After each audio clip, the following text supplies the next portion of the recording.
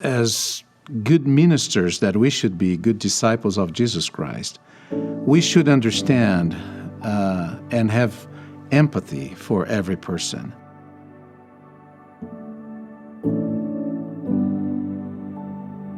My parents, they came to the church when I was a little boy. They were good people, but they had the worldly habits.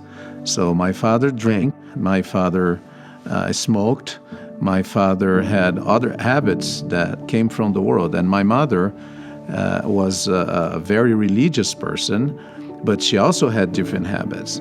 So what really helped them to stay in the church was the group of people in our little branch that embraced us, helped us, loved us.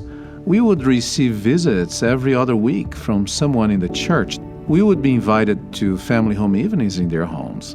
They made everything possible to embrace us and to bring us together in that new environment. My parents stayed in the church because of those 3 or 4 families that were very nice with them.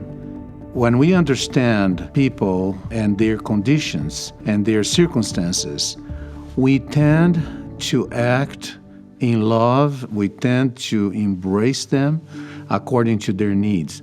This is all about ministry. You minister to people according to the circumstances they are living, and we have to understand their challenges and their difficulties. I believe diversity is very important. Every person has their own way of thinking, and we should respect that. They were raised on that culture, on that thinking.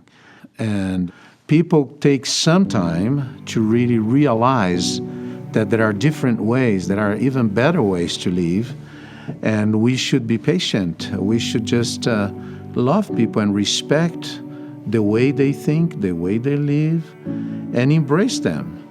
That's what the gospel of Jesus Christ is. We should never make any discrimination because the way you dress or because the way you think.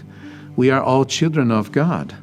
We come from the same spiritual root, but we were put in here on this earth in different circumstances, and we don't blame each other because of that. I think the Lord knows better, and probably we were put in certain conditions because we need that experience to grow. And we should embrace all this. We should learn from the different ways people are, the different ways people think, and live with that and try to learn and improve ourselves.